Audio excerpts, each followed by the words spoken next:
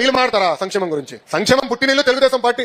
సైకోగాడు చెడ్డీలు వేసుకుని తిరిగిన రోజులే అన్నగారు సంక్షేమం పరిచయం చేశారు. ఈ రోజు తల్లికి వందనం పథకం ఈ నెలలో ఇస్తున్నాం. ఆగస్టు మాసంలో ఉచిత బస్ ప్రయాణం అమలు చేస్తున్నాం. అంటే ఇచ్చిన ప్రతి హామీ ఒక పద్ధతి ప్రకారం నిలబెట్టుకుని ముందుకెళ్తున్నాం. ఆర్థిక ఇబ్బందులు ఉన్నాయి లేవని కాదు. 1వ తారీఖు నాడు రోజు జీతాలు పడుతున్నాయి. పెన్షన్ ఒక రోజు ముందు ఇస్తున్నాం. పెన్షన్ ఇంటింటికి ఇస్తున్నాం. ఇన్ని సంక్షేమ కార్యక్రమాలు మనం చేస్తున్నాం. ఇంకో పక్కన ఏకంగా రోడ్ల పైన గుంటలుంటే పూడ్చే కార్యక్రమం కూడా శ్రీకారం చుట్టాం. అన్ని అయిపోయిందని నేను అన్నట్ల చాలా పనులున్నాయి. కానీ వాళ్ళు చేస్తున్న దుష్ప్రచారాన్ని తిప్పికొట్టాల్సిన బాధ్యత మనందరి పైన ఉంది. ఇప్పుడు తల్లికి వందనం జూన్ మాసంలో ఇస్తాం. మీరు చూస్తున్నారు డబుల్ ఇంజన్ సర్కార్. ప్రధానమంత్రి గారు సంవత్సరం మారే లోపల ఇప్పుడు ఏకంగా 3వ సారి వస్తున్నారు. విశాఖపట్నంలో యోగా చేసాం వస్తున్నారు. ఇప్పుడు ఆ కార్యక్రమం జయప్రదం చేసాక ఫోకస్ కి వెళ్తున్నాం. అందుకే జూన్ 12 ప్రజాప్రతినిధులతో మీటింగ్ ఉన్న జూలై 1వ తారీఖు నుంచి గడప గడప తొక్కాలి, చేసిన పనులు చెప్పాలి. ఇది తొలి అడుగు మాత్రమే. ఇచ్చిన ప్రతి హామీ మన ప్రభుత్వం నిలబెట్టుకుంటుందని ప్రజలందరికీ చెప్పాల్సిన బాధ్యత మనందరిపైన. వైకాపాలో వస్తే ఒకటే అడగండి రవి, వాళ్ళ అధికారులు లేరు, 11 సీట్లే. మరి జగన్ గారు ఎక్కడ ఉన్నారు? జంప్ ఓకే రిలాక్స్ అవుదాం అనుకున్నాం. బాగా కష్టపడ్డారు కదా 5 సంవత్సరాలు పోలే పడుకొని. కానీ తాడేపల్లికి వచ్చినప్పుడు కనీసం కార్యకర్తలు కలిసారండి, ఫోటోలు దిగారా? ప్రతిపక్షం అధికారంలో టైం లేదు. అబో గొప్ప వ్యక్తులు బాగా తిరిగినారు గుర్రని ఫోన్లే అనుకున్నాం. ప్రతిపక్షం వచ్చిన తర్వాత కూడా వాళ్ళకి అభ్యర్థులు కలవాలా, ప్రతిపక్షం వచ్చిన తర్వాత మండల పార్టీ వాళ్ళని కలవాలా. కానీ తెలుగుదేశం పార్టీ ఇచ్చిన హామీ మేరకు ప్రభుత్వ కార్యక్రమం ఏమున్నా కూడా నియోజకవర్గం వస్తే కార్యకర్తల్ని కలిసిన తర్వాతనే ఏ కార్యక్రమం చేస్తామని చెప్పా. ఇచ్చిన హామీ మేరకు గౌరవ జాతీయ పార్టీ అధ్యక్షులు చంద్రబాబు నాయుడు గారు కానీ, ప్రధాన కార్యదర్శిగా మీ లోకేష్ గానీ ఇచ్చిన మాట నిలబెట్టుకుంటాం జరుగుతుంది.